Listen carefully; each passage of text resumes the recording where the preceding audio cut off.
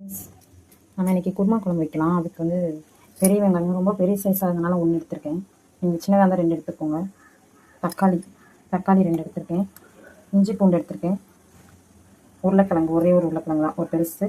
ஒரு 5 beans, carrot ஒரு சின்ன கேரட் 2 எடுத்திருக்கேன். இப்போ நம்ம இஞ்சி பூண்டு வந்து அரைச்சிட்டு வந்துடலாம்.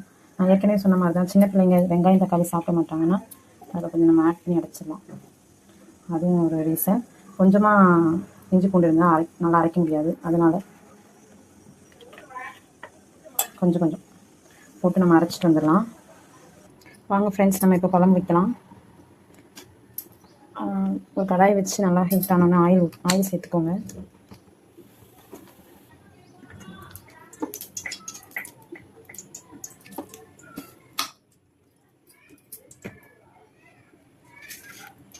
ஆயிலில் வந்து இலை, இந்த பட்டை ஐட்டம் எல்லாமே போட்டுக்கோங்க. இலை, பட்டை, அன்னாச்சிப்பூ, ஏலக்காய். என்கிட்ட கிராம்பு இல்லை அதனால் போடல, நீங்கள் போட்டுக்கோங்க. பொரியட்டும். பொரிஞ்சதும் கருவேப்பிலை, கொத்தமல்லி ஆட் பண்ணிக்கோங்க. கொத்தமல்லி கொஞ்சம் இதோட ஆட் பண்ணிக்கிட்டா நமக்கு கொஞ்சம் வாசமாக இருக்கும், அதனால் ஃபஸ்ட்டே ஆட் பண்ணிடுவேன்.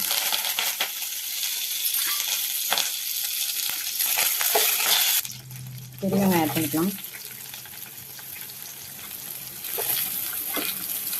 வெறும் எப்போவுமே நான் டேரெக்டாக இஞ்சி பூண்டு பேஸ்ட் ஆட் பண்ண மாட்டேன், ஏன்னா அது சட்டியில் பிடிக்கும்ட்டு எனக்கு தோணும். அதனால் ஃபஸ்ட்டு இந்த மாதிரி வெங்காயத்தை ஆட் பண்ணிட்டு தான் போட்டுட்டு தான் இந்த பேஸ்ட் எப்போவுமே போடுவேன். அதனால் அந்த மாதிரி பண்ணுறேன். பேஸ்ட் போட்டுக்கலாம்.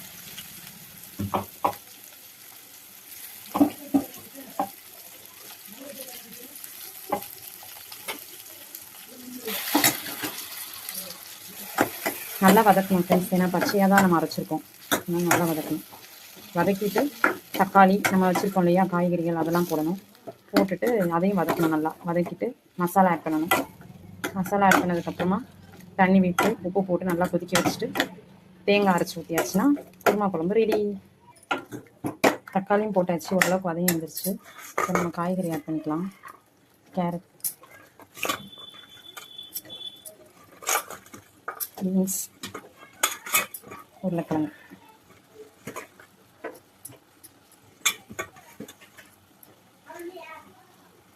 இதையும் நல்லா வதக்கி விட்டுக்கலாம் ஃப்ரெண்ட்ஸ். கொஞ்சம் உப்பு போட்டுக்கலாம். ஓரளவுக்கு வதங்கிடுச்சு ஃப்ரெண்ட்ஸ். இப்போ மசாலா ஆட் பண்ணிக்கலாம். நான் வந்து தனியாத்தூள் எடுத்திருக்கேன், மல்லித்தூள், குழம்பு மிளகாய் தூள் எடுத்திருக்கேன், சில்லி பவுடர் எடுத்திருக்கேன். நம்ம வந்து மட்டன் மசாலா ஆட் பண்ணிக்கலாம். நான் இன்றைக்கி வந்து இந்த 3 ஆட் பண்ணுறேன்.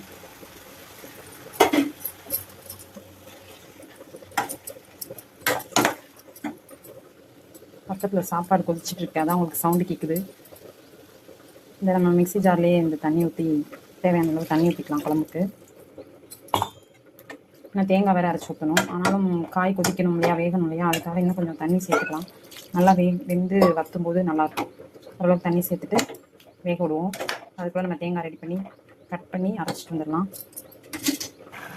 காய் வெந்துருச்சு ஃப்ரெண்ட்ஸ். நம்ம இந்த நேரத்தில் டேஸ்ட்டும் பார்த்துக்கலாம். காய் வெந்துருச்சான்னு பார்த்துட்டு சிம் பண்ணிவிட்டு தேங்காய் ஊற்றிடலாம்.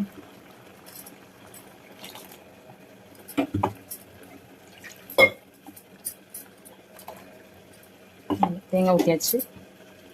அவ்வளோதான் ஃப்ரெண்ட்ஸ், குருமா குழம்பு ரெடி.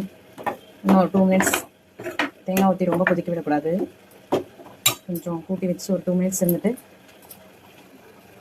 கொஞ்சம் கொத்தமல்லி கிள்ளி வச்சுருக்கேன், இதையும் போட்டு இறக்கிடலாம். அவ்வளோதான் ஃப்ரெண்ட்ஸ், சுவையான குருமா குழம்பு ரெடி. செஞ்சு சாப்பிட்டு பாருங்கள், சூப்பராக இருக்கும்.